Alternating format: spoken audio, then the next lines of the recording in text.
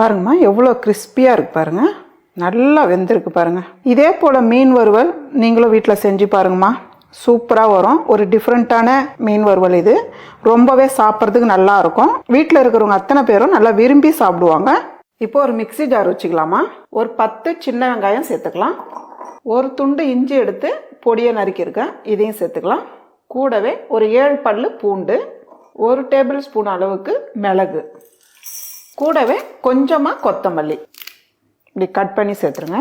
First ஒரு அரை அரைச்சிட்டு அதுக்கப்புறம் கொஞ்சமாக தண்ணி சேர்த்து நல்லா பேஸ்ட் ஆக்கிடுங்கம்மா. பாருங்கள், இந்த அளவுக்கு நல்லா பேஸ்ட் ஆக்கிடுங்க. இப்போ இது அப்படியே இருக்கட்டும். இப்போ ஒரு பாத்திரத்தில் 1 டேபிள் ஸ்பூன் அளவுக்கு மிளகாய் தூள் சேர்த்துக்கலாம், மல்லித்தூள் 1 டீஸ்பூன் அளவுக்கு சேர்த்துக்கலாம், ஒரு 3 சிட்டிக்கு அளவு மஞ்சத்தூள், ஜீரகத்தூள் 1/4 ஸ்பூன் அளவுக்கு ஜீரகத்தூள் சேர்த்துக்கலாம். கூடவே 1/4 ஸ்பூன் அளவுக்கு காஷ்மீர் மிளகாய் தூள். இது வந்து கலருக்காக தான், நீங்கள் இஷ்டப்பட்டா சேர்த்துக்கலாம், இல்லைன்னா விட்டுடலாம்.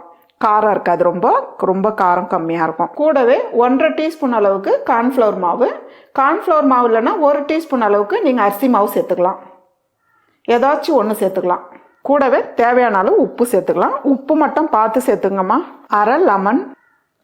இது கூடவே நம்ம அரைச்சி வச்சிருக்க வெங்காய பேஸ்ட்டு, வெங்காயம் மிளகு இஞ்சி பூண்டு எல்லாம் சேர்த்து அரைச்சி வச்சுருக்கோம், அதோட பேஸ்ட்டு. இதெல்லாம் சேர்த்துட்டு கொஞ்சமாக எண்ணெய் சேர்த்துக்கலாம். இப்போ வந்து நல்லா கலந்துருங்க.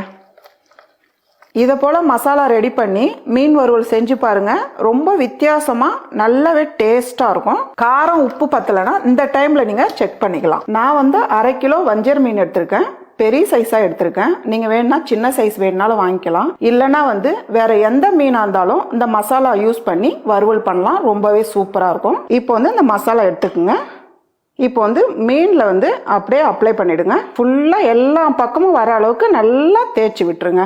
நம்ம வந்து எண்ணெய் போட்டு மிக்ஸ் பண்ணுறதுனால தான் மீனில் வந்து மசாலா நல்லா ஒட்டிக்கும். இப்போ மசாலா எடுத்து எல்லா பக்கமும் மீனில் நல்லா தேய்ச்சி விடுங்க. பாருங்க, ஒரு பக்கம் நல்லா போட்டுட்டோம். இப்போ அடுத்த பக்கம்.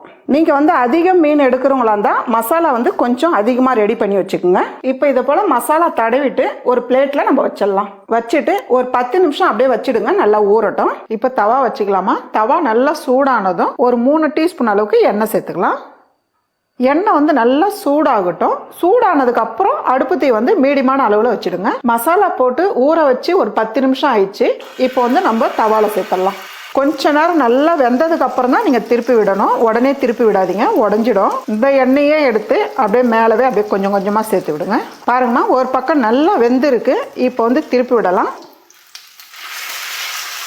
இதை போல் திருப்பி விட்டுருங்க. எண்ணெய் வந்து எக்ஸ்ட்ரா சேர்க்க வேண்டியதில்லை, அதே எண்ணெயே போதும் இருக்கிற மீனெல்லாம் வறுக்கிறதுக்கு. பாருங்கள், நல்ல ஒரு கோல்டன் கலராக வந்துருக்கு பாருங்கள். அதே போல் மசாலா வந்து தனியாக போல பாருங்கள், திரிஞ்சு மீனோட நல்லா ஒட்டி இருக்கு பாருங்கள். திருப்பி போட்டு அதே போல் நல்லா இதே அளவுக்கு நல்லா செவந்து வரணும். பாருங்கம்மா, மீன் வந்து நல்லா செவந்துடுச்சு பாருங்கள். எண்ணெய் வந்து எவ்வளோ க்ளீனாக இருக்குது பாருங்கள், மசாலா கீழே இறங்கவே இல்லை பாருங்கள். அதுக்கு தான் மசாலா தடவிட்டு ஒரு 10 நிமிஷம் நம்ம நல்லா ஊற வச்சிடணும். இதே போல் இருக்கிற மீனெல்லாம் போட்டு எடுத்துக்கோங்க. அவ்வளோதாம்மா, ஒரு டிஃப்ரெண்ட்டான டேஸ்ட்டில் சூப்பரான வஞ்சிர மீன் வறுவல் ரெடி.